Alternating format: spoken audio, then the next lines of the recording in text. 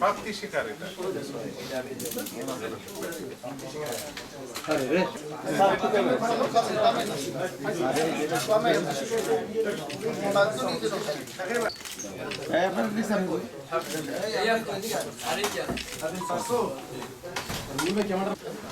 কি হয়েছে?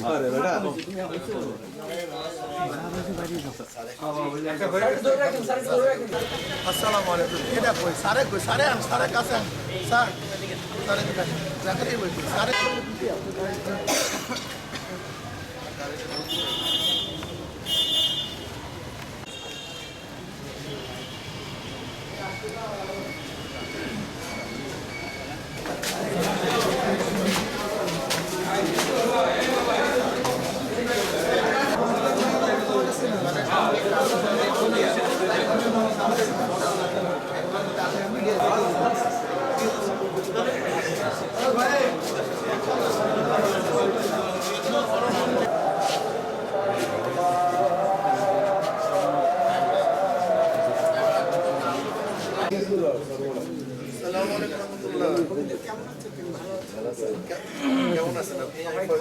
এনসিপি জোট করবে, জামাত কার সাথে জোট করছে? একটা প্রশ্ন আছে কি নেই?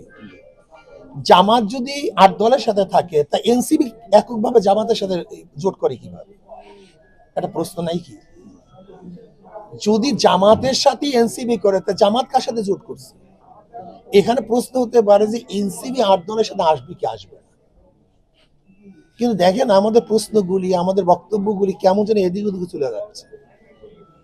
জামাত তো একটার সাথে আছে, অ্যালায়েন্সের সাথে আছে, সেখানে এনসিপি শুধু জামাতের সাথে কেন জোট করতে যাবে? সে ৮ দলের সাথে আসবে কি আসবে না, সেটা এলডিপি যারা আসে তারা ৮ দলের সাথে আসবে কি আসবে না।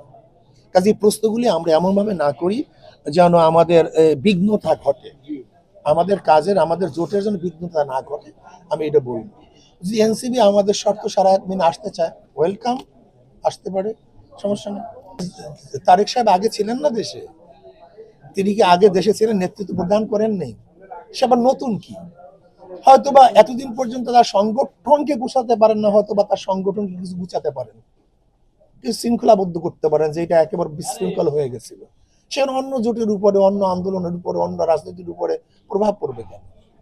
হয়তোবা তার সংগঠন কিছুটা হয়তো মিনিমাস হতে পারে, কিছুটা হলো যা ভেঙ্গে চুরে গেছে সেটাকে সে অংশগ্রহণ করতে পারে। এটা আমি মনে করি যে আরো ভালো উচ্ছৃঙ্খল দলের মধ্যে কেউ থাকলে তারা শৃঙ্খল করবে, এটা আমরা ভালো মনে করি। আমরা মনে করি যারা আমরা নির্বাচনে অংশগ্রহণ করব কেউ যেন উচ্ছৃঙ্খল না হয়, প্রত্যেকে সমর্মিতার সাথে, মহব্বত ভালোবাসার সাথে নির্বাচন করি, অবস্থানের সাথে, এটা আমরা চাই। পর্যন্ত আপনি প্রশ্ন করা পর্যন্ত এখনো ঠিক আছে, এখন পর্যন্ত জানি না 1 ঘন্টা পর কি হবে।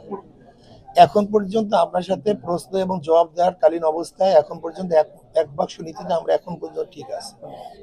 যদি কেউ মুনাফিকি না করে, অতি উৎসাহী না হয়, লুবি না হয়, ক্ষমতার পাগল না হয়, ইসলামকে ক্ষমতায় নিতে চায়, তাহলে এখন পর্যন্ত ঠিক থাকবে। কারণ 1 বাক্স নীতিটা তো আসলে পীর সাহেব চরমনে ঘোষণা করেছেন, এর আগে তো কেউ ঘোষণা করেন। এখানে একটা অনেকে প্রশ্ন করে জামাতের কাছে আমরা সিট চাই, জামাতের কাছে সিট চাবো কেন? আমরা কি জোট করছি কারোর সাথে জমকের সাথে সিট চাবো? এটা সাংবাদিকরা কিন্তু এটা মারাত্মক ভুল করতেছেন আপনারা। কিন্তু জামাতের কাছে আমরা কেন সিট চাবো? এই নীতি তো আমরা দাঁড় করছি, যে 1 বাক্সর নীতি বাংলাদেশে প্রথম কে ঘোষণা করছে? ইসলামী আন্দোলন বাংলাদেশ। যদি কাউকে রাখে, কাউকে বেড়ে, কাউকে সিট দেয় না, তো প্রশ্ন আসবে ইসলামী আন্দোলন কাকে কত সিটটা দিবে কি দিবে না, যেহেতু এরা প্রথম সূচনা করেছে। কি কথা ঠিক না?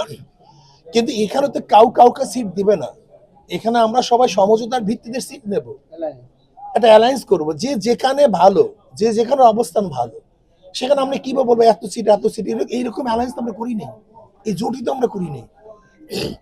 আমরা এখানে করছি যে একটা বাক্স যেন দিতে পারি, যেখানে যার অবস্থা ভালো হবে সে সেখানে নির্বাচন করবে। এখন পর্যন্ত আপনার কাছে বক্তব্য দেওয়ার আগ পর্যন্ত আমরা এই নীতিতে আছি। যদি এর মধ্যে আমাদের কেউ অতি উৎসাহিত হয়, ক্ষমতার পাগল হয়, যে আমরাই ক্ষমতায় এককভাবে যাব, এরকম যদি করে, সেটা ব্যতিক্রম করতে পারে, সেটা পরের কথা। এটা আমরা দেখবেন যে কার কারণে কি হচ্ছে। কিন্তু আমরা মনে করি এখন পর্যন্ত আমরা 1 বাক্সের নীতিতে ঠিক আছে।